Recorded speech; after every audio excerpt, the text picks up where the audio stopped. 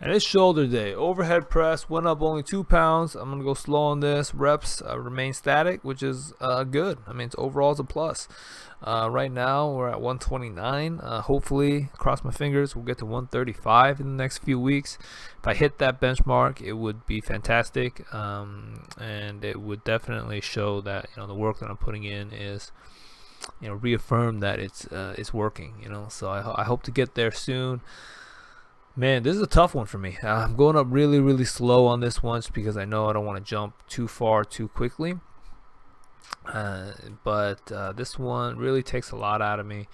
But form looks good there. I'm happy with going up just 2 pounds this week. And if I go 2 pounds each week, I'll be happy with that for the next few weeks. So from there, we're going to go right into the seated version. So I do a little bit heavier. I'm already at 135 on the seated version. It's because it's a lot easier to not have to support that weight above your head with just your body. Having the support of the bench is huge, and you'll feel a huge difference if you do these one after the other. So if you do, make sure to try add a little bit of weight to your seated version, because you're going to be able to push a little bit more with your shoulders when it's isolated like this, as opposed to having to support the entire weight above your head. So overall, these are kind of the two big exercises, and they look good. I'm happy with that. And then we go right into a pike press. Pike press is a great body weight variation if you don't have a barbell or heavy weights to do the overhead press.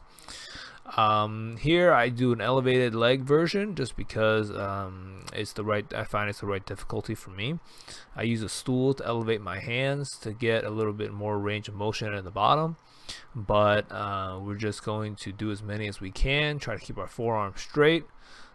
Form looks good there. And then from there, I'm going to go right into another face pull. I know we do these on Tuesdays as well, but face pulls are just that good for you.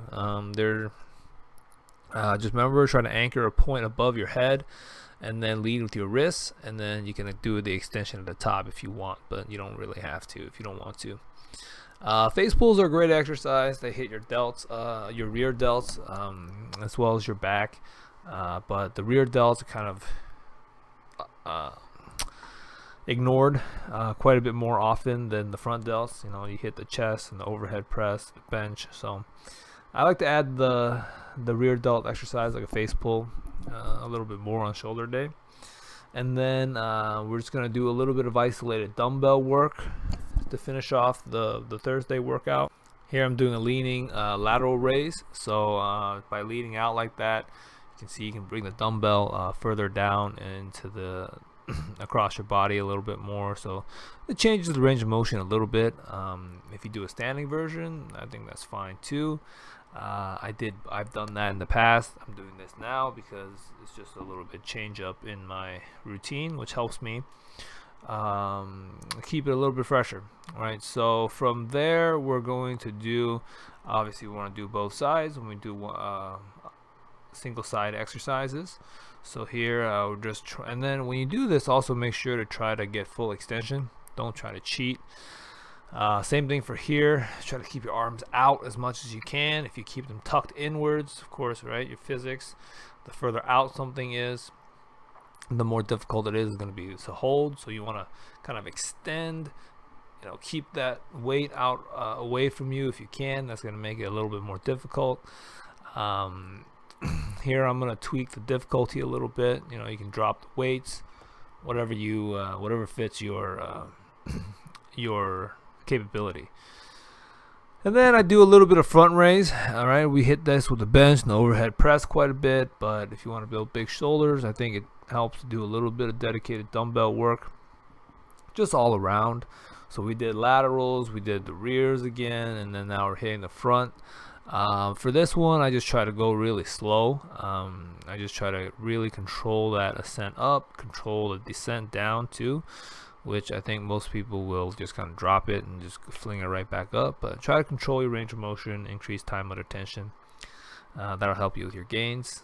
And then from there, I'm going to do some rear exercise again. We're going to do kind of a reverse pec deck, where we hold that dumbbell out to our sides and kind of contract our back up, and arms up and away from us, which contracts our back. So that's gonna wrap up shoulder day pretty quick, right? Not too bad.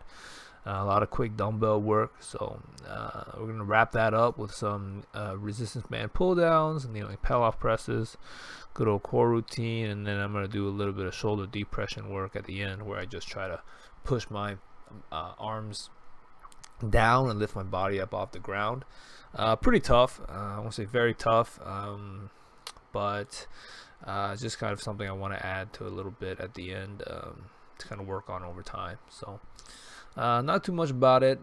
Mostly focus on the shoulder workouts. I personally prefer lifting the weights rather than a lot of calisthenic workouts, but I want to add a little bit in just because it's a little bit of variety. So appreciate you tuning in. Subscribe to get a daily reminder for your workout if you haven't already. But otherwise, see you guys next time, where it'll be Friday.